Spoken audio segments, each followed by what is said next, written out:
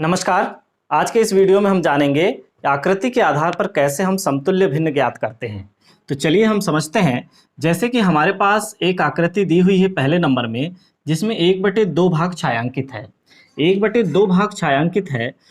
बिल्कुल इतना ही भाग जब हम इस आकृति में छायांकित करते हैं, जिसमें ऑलरेडी 1 2 3 4 5 6 7 8 भाग दिए गए हैं, उस 8 भाग में उतना ही भाग जब हम छायांकित करते हैं तो हम पाते हैं कि कुल 8 में से 4 भाग छायांकित हो चुके हैं, जबकि दोनों आकृतियां बराबर छायांकित हैं। अर्थात हिस्से बढ़ाने पर समतुल्य भिन्न प्राप्त होता है। 1/2 का समतुल्य भिन्न क्या है? 4/8 है। अब दूसरा वाला सवाल हम यहाँ देख लेते हैं। यहाँ पर हमें 2/3 प्राप्त है, यानी इस आकृति में 3 में से 2 भाग छायांकित हैं। 3 में से 2 भाग छायांकित हैं। अब बिल्कुल हम उतना ही भाग को पुनः इस आकृति में भी छायांकित कर दे रहे हैं, जिसमें कि 6 भाग बने हुए हैं। 6 भाग बने हुए हैं, लेकिन जब हम उतना ही भाग, इसके बराबर भाग जब हम यहाँ छायांकित करते हैं तो हम पाते हैं कि कुल 6 भागों में से 4 भाग छायांकित हैं। अर्थात 2/3 की समतुल्य भिन्न कौन है? 4/6 है। अब हम तीसरा नंबर का सवाल यहाँ देखते हैं। 2 हिस्से थे और दोनों हिस्से छायांकित हैं। अब हमने इन 2 के स्थान पर 4 हिस्से बना दिए हैं, और जब चारों हिस्से छायांकित कर देंगे तो कुल हिस्सों की संख्या आ जाएगी नीचे 4, और कुल छायांकित हिस्सों की संख्या भी आ जाएगी 4, यानी 2/2 का समतुल्य भिन्न 4/4 है। इसी प्रकार 6/8 है। 6/8 यानी इस वृत्ताकार भाग में 8 हिस्से थे, जिसमें से 6 हिस्से छायांकित हैं। अब हम उतना ही भाग जब यहाँ पर छायांकित करते हैं तो हम पाते हैं कि इस 4 भाग वाले वृत्त के कितने भाग छायांकित हो चुके? 3 भाग छायांकित। तो कुल भागों की संख्या 4 और छायांकित भागों की संख्या 3, तो 3/4 भाग यहाँ पर छायांकित हैं। अब ये अगला सवाल देखते हैं। यहाँ पर हमने एक आकृति में 8 बराबर हिस्से किए थे।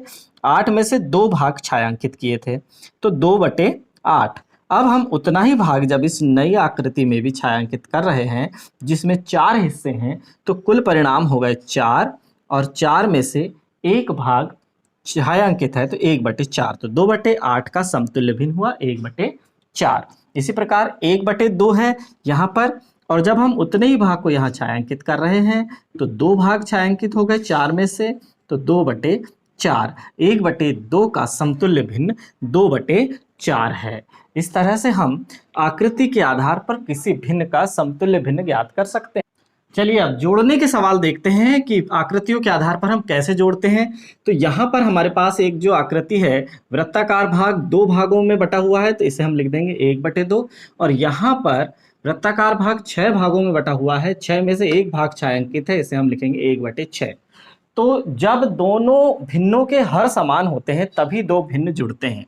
यानी यहाँ पर 6 भाग हैं, तो यहाँ पर भी हमें 6 भाग बनाने होंगे, तब दोनों भिन्न जुड़ेंगे। तो यहाँ पर 6 भाग बना देते हैं हम। देखिए इस तरह से हम 6 बराबर भाग बना देते हैं। तो हम क्या देख रहे हैं? ये क्या हुआ? ये देख रहे हैं हम कि इसका समतुल्य भिन्न क्या है? 1 2 3 भाग छायांकित हैं, कितने में से? 6 में से। तो अब हम 3/6 में 1/6 को आसानी से जोड़ देंगे, तो प्राप्त होगा 6 का 6 और 3 और 1 4। अब मिलाकर देखते हैं कि वास्तव में हम दोनों को यदि एक साथ मिलाएंगे तो किस तरह का भिन्न प्राप्त होगा।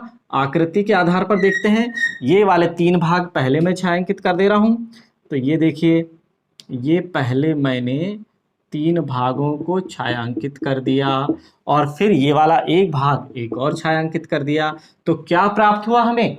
4/6। देखिए बिना जोड़े आकृति के आधार पर हमें प्राप्त हो गया कि 3/6 में जब हमने 1/6 को जोड़ा तो 4/6 प्राप्त हुआ। इसी प्रकार अब दूसरी आकृति हमारे पास 8 भागों में से 1 भाग छायांकित है, तो हम लिख देंगे 1/8।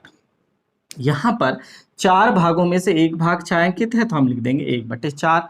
अब चूंकि 8 भाग हमें बनाना है, दोनों के भाग बराबर करना है, तो यहाँ दोनों के भाग बराबर करने के लिए हम इस 4 को 8 भागों में बांट देंगे। तो अब हम क्या पा रहे हैं कि जब हमने इसे 8 भागों में बांटा तो 8 में से 2 भाग छायांकित हैं, समतुल्य भिन्न के रूप में। अब दोनों में 8-8 हिस्से हो चुके हैं, तो हम 8 हिस्से वाला एक और वृत्त बना लेंगे इस तरह से।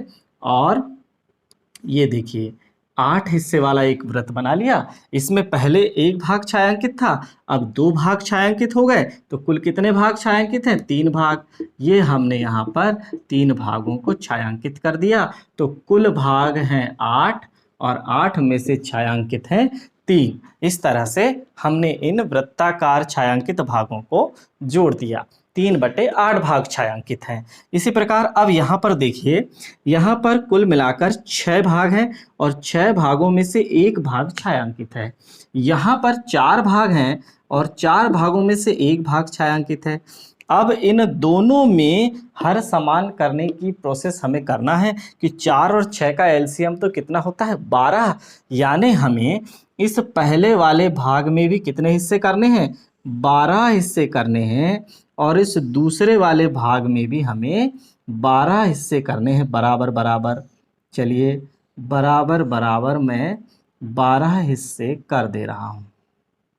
ये देखिए 12 बराबर हिस्सों में मैंने दोनों आकृतियों को बांट दिया। अब मेरे पास पहली आकृति में 2 भाग छायांकित है, दूसरी आकृति में 3 भाग छायांकित हैं, तो मैं इसे लिख दूंगा, नया परिवर्तित रूप 1/6 का क्या होगा? 2/12। और 1/4 का नया परिवर्तित रूप क्या होगा? 3/12। और जब मैं एक नई आकृति बनाता हूं जिसमें ये देखिए, जिसमें मुझे 12 भाग छायांकित करने हैं, तो चलिए 12 भाग बनाने हैं और कितने भाग छायांकित करने हैं वो देख लेते हैं हम अभी। यहाँ के 2 भाग और 3, 4, 5 भाग छायांकित करने हैं। 1, 2, 3, 4, 5 भाग मैंने छायांकित कर दिया, तो टोटल 5/12 हमारा उत्तर प्राप्त हुआ। तो देखिए हमारे पास घटाने के 3 सवाल दिए हुए हैं।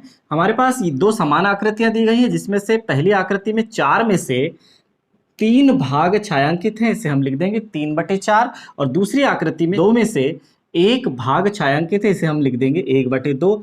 चूंकि यहाँ पर 4 हिस्से हैं और यहाँ पर भी हमें 4 हिस्से लाना पड़ेगा, बराबर हिस्से करना पड़ेगा। ये देखिए हमने बराबर हिस्से कर दिए, तो हमें एक जो नई इसके समतुल्य आकृति प्राप्त हुई 2/4। समतुल्य भिन्न जो प्राप्त हुई वो क्या है? 2/4 है। तो देखिए 3/4 और 2/4, 3/4 में से जब 2/4 कम हो जाएगी तो 3 छायांकित हिस्से में से 2 छायांकित हिस्से जब घट जाएंगे तो कितने छायांकित हिस्से बचेंगे? केवल 1 छायांकित हिस्सा बचेगा। इसे हम लिख सकेंगे कि 4 में से 1 हिस्सा बस छायांकित है, 1/4 भाग शेष बचा। इसी प्रकार ये सेकंड आकृति है। 1, 2, 3, 4, 5, 6, 7, 8 भागों में से 1, 2, 3, 4, 5 भाग छायांकित हैं, हम लिख देंगे इसे 5/8। अब यहाँ पर देखिए इस वृत्त में 2 भाग हैं, 2 में से 1 भाग छायांकित है। अब हमें चूंकि इसमें 8 भाग हैं तो इसमें भी 8 भाग बन सकते हैं क्या? ये देखिए हमने 8 बराबर हिस्से बना दिए, ये 8 बराबर हिस्से बना दिया और 1, 2, 3, 4 भाग छायांकित हैं, हम इसे लिख देंगे 4/8। क्या लिख देंगे? 4/8। तो 5/8 में से जब 4/8 कम होंगे तो 8 का 8। ये देखिए ये 4 हिस्से जब कम हो जाएंगे 5 में से तो केवल कितना हिस्सा शेष बचेगा? केवल 1 हिस्सा बस शेष बचेगा, जिसे हम लिखेंगे 1/8। घटाने पर भी हम समझते हैं कि 8 का 8 और 5 में से 4 जब कम होगा तो बचेगा 1/8। यानी हम केवल आकृति के आधार पर घटाकर लिख पा रहे हैं। अब यहाँ पर देखिए 3 भाग छायांकित है 6 में से, तो लिख दिया 3/6। यहाँ पर कुल 3 ही भाग हैं और 3 में से 1 छायांकित है, तो 1/3। यहाँ पर चूंकि 6 भाग हैं तो दोनों का एलसीएम हमें 6 लाना पड़ेगा। ये देखिए तो यहाँ पर हम 6 हिस्से बना देंगे। ये देखिए 6 हिस्से में से कितने हिस्से? 6 में से 2 हिस्से छायांकित हैं, 1/3 का समतुल्य भिन्न प्राप्त हुआ 2/6। तो देखिए 6 में से 2 हिस्से छायांकित हैं, 6 में से 3 हिस्से छायांकित हैं, तो 6 में से कितने हिस्से छायांकित बचेंगे? अब हमारे पास केवल ये देखिए 6 में से केवल 1 हिस्सा छायांकित बचेगा, इसे हम दर्शाएंगे 1/6। 6 से। इस तरह से हम घटाने के सवाल भी कर पाएंगे। आज की क्लास हम यही समाप्त करते हैं। धन्यवाद।